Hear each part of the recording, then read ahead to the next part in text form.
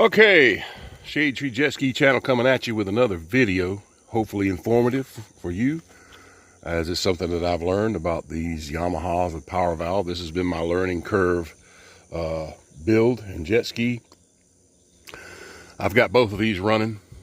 You can ride both of them, but they're not up to my standard.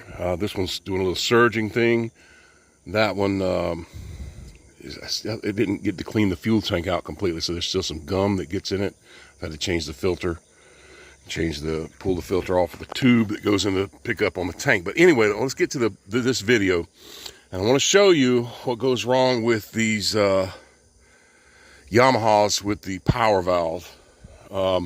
So what we're going to do is we're going to start the ski, and I'm going to shut it off.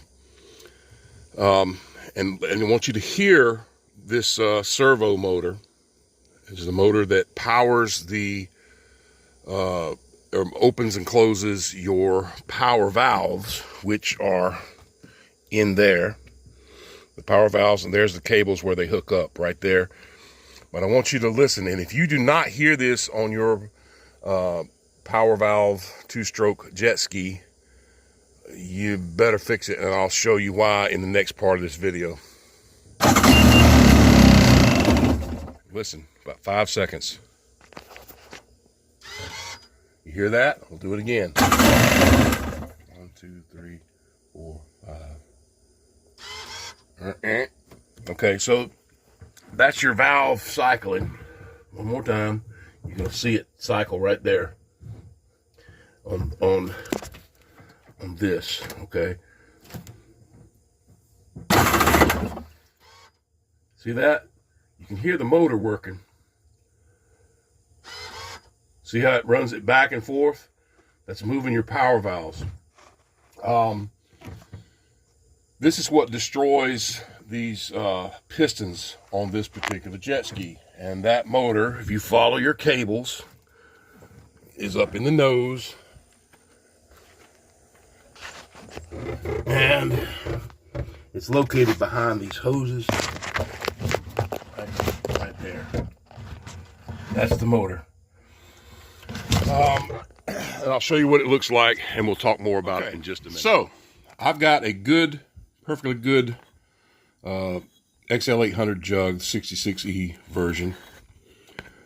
And maybe I'll do a comparison of the two in another video, because I've got some 66V jugs, and I'll show you the difference in the porting on the exhaust. But this is your cylinder for your 800 jet ski. This is where the power valve sits and how it sits in there. This is that motor that I was showing you broke open. And this is another one, because mine and my ski was working. I bought a secondary ski, and this motor has failed. And I'll show you what's going on with it. Don't know that the electronic parts of it are all probably good, but what fails in it is, so we can get some light on this, is this gear right here. The teeth are worn on that gear. I don't know if it'll show up well on here or not. That gear has teeth that are pretty much ground off. You can see them right there. And I'll tell you how that happens and why that happens. So, people always talk about the power valve motors, and you know, let's say you've built your engine and you've put all this back together and this motor is bad. You're going to end up with a problem. What happens?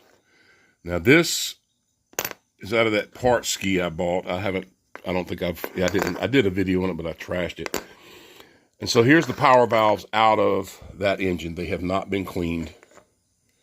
I want you to see there's a lot of carbon buildup on these, and you can see it. It's all over the valve. Carbon buildup everywhere. So that can cause these valves to stick. And if you'll notice, see how shiny that is right there, and the rest of it's all nice and black, except for you can see where it slides back and forth.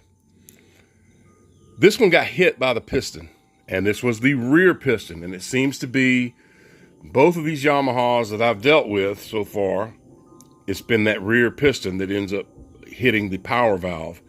And then a piece of metal gets shaved off of this. It gets inside around that piston. It tears up the nickel seal coating.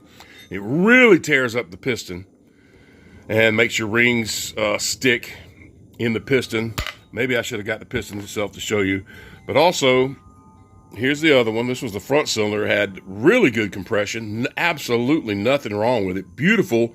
I could still see the crosshatch hole marks in the nickel seal from the original build. Now, this is a ski with 93 hours on it that a guy just really didn't take care of, and it went to crap. But that gear is stripped out because these stuck. That's a plastic gear. So the motor's trying to turn and this thing's stuck. Well, it ripped the teeth out of the gear. I don't know if the motor's burnt up or not, but that motor's no good. So if you've got a bad motor, and that's the point I want to make with this video.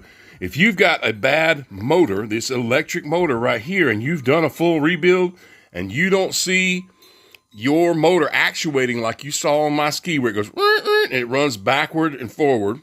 And, you know, that's basically a power on self-test type thing. It's repositioning the, and testing the servo motor. If you don't see that, do not run your rebuilt engine until you change that motor out. Or you figure out if this isn't plugged in, whatever, because you're going to end up damaging the piston. Now, this is the front cylinder that was good, and I'll show you. Here's the power valve, and notice your scalloped end goes down. So scalloped portion of the valve faces down when it goes in. I've talked about that on a build. And of course, there's a lot to getting to this. And I mean, these can be changed with the engine still in the ski, but you have to pull the exhaust off of the ski to get to it. But you'll notice this is what a clean one looks like because it's been cleaned. But it's got the, see that? The indentation? It's got that. Now this set was mismatched maybe. I don't know. This one doesn't have the indentation. This one does. This was on the rear cylinder. Now, I never noticed, you know, it looks like they mismatched power valves to me. Don't know how that happened because my other one that I built had two like this, where they didn't have that little indentation at all. You know, this had the indentation, and you can see clearly that the piston hit this power valve at some point during the operation because of all these power valves getting stuck. You know, a plastic gear just isn't gonna hold up. Maybe all that's wrong with this motor is it needs that plastic gear, but I haven't been able to find the replacement for just the gear because the lowest cost I could find on one of these is about $89, and that's for a used one. This is an expensive part. I saw a Yamaha OEM one on eBay. It was $300 and some odd, supposedly brand new. But technically, all that's wrong, if your motor itself isn't burnt up or your circuit board isn't bad, is one little gear. You know, I think that one is this one. So one gear going out on this one part can tear your motor to pieces because of clearance. And from what I understand, there are power valves that are made now that won't hit that piston. That's what I've heard.